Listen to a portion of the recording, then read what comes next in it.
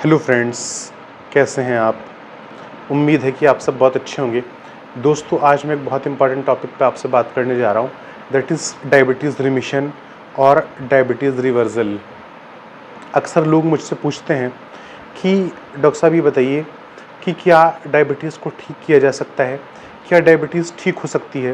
तो दोस्तों, अगर 15 साल पहले तक की हम लोग बात करें तो एक हाइपोथेसिस थी कि diabetes is a chronic and progressive disease, यानी डायबिटीज़ जो है वो अगर एक बार किसी को हो गई तो ये हमेशा प्रोग्रेस करती रहती है और डायबिटीज़ को ठीक करना पॉसिबल नहीं है।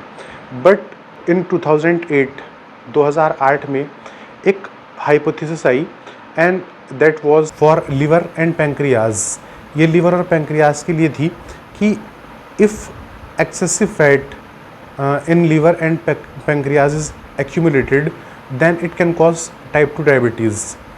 और इस ट्विन हाइपोथेसिस ने पूरी की पूरी जो डायबिटीज़ इंडस्ट्री थी उसको शॉक कर दिया, क्योंकि इससे पहले ये माना जाता था कि इंसुलिन रेजिस्टेंस जो है वो डायबिटीज़ का मेजर कॉज है।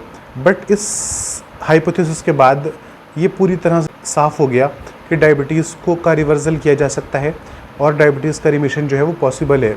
इसके बाद थाउजेंड्स ऑफ स्टडीज़ हुई, बहुत सारी रिसर्चेस हुई, बहुत सारे ट्रायल्स हुए और उन ट्रायल्स में बात साफ़ हो गई कि डायबिटीज़ का रिवर्सल या डायबिटीज़ का रिमिशन जो है वो पॉसिबल है।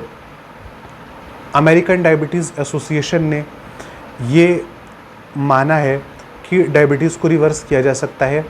और डायबिटीज़ रिमिशन की जो डेफिनेशन ADA यानी अमेरिकन डायबिटीज़ एसोसिएशन ने दी है वो ये है कि अगर कोई इंडिविजुअल, कोई व्यक्ति कंटिन्यूसली 3 मंथ्स तक अपने HbA1c को 6.5 से बिलो रखता है तो इसका मतलब है कि वो रिमिशन की स्टेट में है। If an individual maintains his HbA1c below than 6.5 for continuously for more than 3 months he will achieve the state of remission. This is the statement of ADA, American Diabetes Association। तो दोस्तों, diabetes को ठीक किया जा सकता है, diabetes का remission possible है, डायबिटीज़ का रिवर्सल पॉसिबल है। Remission is a better term than reversal. तो डायबिटीज़ का रिमिशन जो है वो पॉसिबल है। अब डायबिटीज़ के रिमिशन के लिए हम लोग कैसे डायबिटीज़ को रिवर्स कर सकते हैं, डायबिटीज़ का रिमिशन कैसे किया जा सकता है, इस बारे में आपसे बात करूंगा। तो दोस्तों, डायबिटीज़ रिमिशन में जो सबसे पहला स्टेप है दैट इज़ वेट लॉस। और वेट लॉस से ही डायबिटीज़ रिमिशन की स्टार्टिंग होती है, क्योंकि अब ये कंफर्म हो गया है कि accumulation of fat in liver and pancreas, liver में और पैंक्रियाज में फैट के एक्यूमुलेशन से डायबिटीज़ कॉज होती है। तो उसी फैट को हम लोग रिमूव करके डायबिटीज़ रिमिशन की जो स्टेट है उसको अचीव कर सकते हैं। तो डायबिटीज़ रिमिशन का फर्स्ट स्टेप होता है वेट लॉस। अब वेट लॉस कैसे करना है ये टोटली इंडिविजुअल पे डिपेंड करता है। जो लोग एक्सरसाइज कर सकते हैं, डाइट कर सकते हैं, तो उनके लिए बेस्ट ये है कि वो प्लांट बेस्ड डाइट और एक्सरसाइज करके वेट लॉस को अचीव कर लें। जो लोग डाइट नहीं कर सकते और एक्सरसाइज नहीं कर सकते तो उनके लिए बैरिएट्रिक सर्जरी या लिपोसक्शन भी एक ऑप्शन है। तो ये टोटली इंडिविजुअल पे डिपेंड करता है कि वो कैसे अपना वेट लॉस करते हैं। दूसरी बात, कितना वेट लॉस करना चाहिए डायबिटीज़ रिमिशन के लिए। तो दोस्तों, ये इंडिविजुअल टू इंडिविजुअल वेरी करता है। हमने रिसर्चेज में ये भी देखा है कि सिर्फ 2 kg वेट लॉस से भी बहुत सारे लोगों ने डायबिटीज़ रिमिशन अचीव किया है। कुछ लोगों ने 3 to 4 kg, 5 kg, जो लोग मतलब नॉर्मल वेट के हैं, तो 3 kg 4 kg वेट लॉस करने के बाद डायबिटीज़ रिमिशन किया है। लेकिन एक एवरेज वैल्यू मैं आपको बता रहा हूँ that is 15 kg। 15 kg weight loss करने के बाद जो है, ये एक अप्रॉक्स वैल्यू है, कोई भी इंसान जो है वो डायबिटीज़ रिमिशन को अचीव कर सकता है।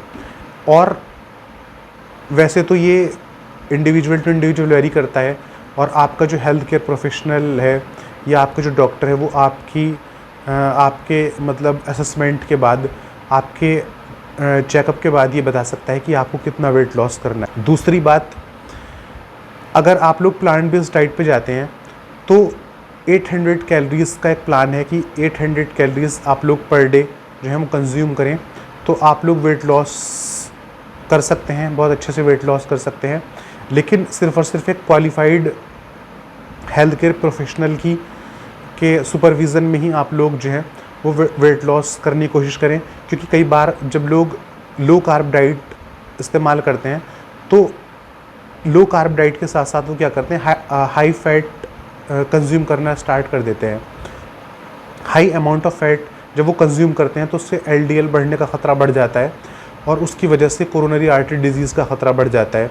तो कोशिश करें कि आप लोग सिर्फ एक trend and expert health care professional के देखरेख में ही वेट लॉस करने की कोशिश करें। इसके अलावा दोस्तों एक सबसे इम्पॉर्टेंट पॉइंट ये है कि डायबिटीज़ रिमिशन कौन लोग कर सकते हैं। उनको 10 ईयर्स से ज़्यादा नहीं हुए हैं अभी उनके डायग्नोसिस में, यानी उनका जो डायग्नोसिस है वो 10 ईयर्स के अंडर है, तो बहुत आराम से अपना रिमिशन कर सकते हैं डायबिटीज़ का। इसके अलावा जिन लोगों को अभी तक डायबिटीज़ ने उनकी किडनी को या उनके वेसल्स हैं या मैक्रो ब्लड वेसल्स हैं उनको अफेक्ट नहीं किया है, यानी उनकी आइज़ पे इफ़ेक्ट नहीं आया है डायबिटीज़ का, उनकी किडनीज़ पे इफ़ेक्ट नहीं आया है, या उनके डाइजेस्टिव सिस्टम पे इफ़ेक्ट नहीं आया है, या उनको हार्ट की अभी तक कोई प्रॉब्लम नहीं हुई है, तो वो लोग भी डायबिटीज़ रिमिशन के लिए सोच सकते हैं, डायबिटीज़ रिमिशन के लिए ट्राई कर सकते हैं। बट जिन माइक्रोवेस्कुलर कॉम्प्लिकेशंस या मैक्रोवेस्कुलर कॉम्प्लिकेशंस स्टार्ट हो गए हैं तो उनके लिए थोड़ा सा डिफ़िकल्ट होगा डायबिटीज़ रिमिशन को अचीव करना। इसके अलावा जो डायबिटीज़ रिमिशन के लिए जो लोग मतलब एलिजिबल है तो उन लोग को हम लोग कैसे चेक करेंगे, तो इसको हम लोग ABCD मेथड से हम लोग चेक कर सकते हैं। सबसे पहले तो इंडिविजुअल का HbA1c कितना है, तो HbA1c के बेसिस पे हम लोग ये डिसाइड कर सकते हैं कि वो इंसान जो है वो डायबिटीज़ रिमिशन के लिए एप्लीकेबल है या नहीं। दूसरे उसका बॉडी वेट कितना है, बॉडी वेट के आधार पे हम लोग ये डिसाइड करेंगे कि वो इंसान जो है वो कितनी जल्दी डायबिटीज़ रिमिशन को अचीव कर सकता है। उसके अलावा उसका जो C पेप्टाइड है, यानी उसका जो पेप्टाइड सेक्रीशन है तो वो कितना है, उसके बेसिस पे भी डॉक्टर ये डिसाइड करते हैं कि वो इंसान डायबिटीज़ रिमिशन को कितनी जल्दी अचीव करेगा। उसके बाद वो इंसान जो है वो कितनी ड्यूरेशन है, ड्यूरेशन ऑफ डायबिटीज़ कितना है, तो इसके बेसिस पे भी ये डिसाइड किया जाएगा कि वो इंसान डायबिटीज़ रिमिशन की स्टेट को कितनी जल्दी या कितनी देर में अचीव करेगा। वो इंसान जो है वो कितना एनर्जेटिक है, कितना मोटिवेटेड है डायबिटीज़ रिमिशन को लेके, और वो उसकी जो मतलब विल पावर है वो कितना मतलब अपने विल पावर से स्ट्रॉन्ग है, और उसकी जो मतलब इंटेंशन है वो क्या है, किस तरह से वो डायबिटीज़ रिमिशन को अचीव करना चाहता है या नहीं करना चाहता, कितना ज़्यादा मोटिवेटेड है या मोटिवेटेड नहीं है।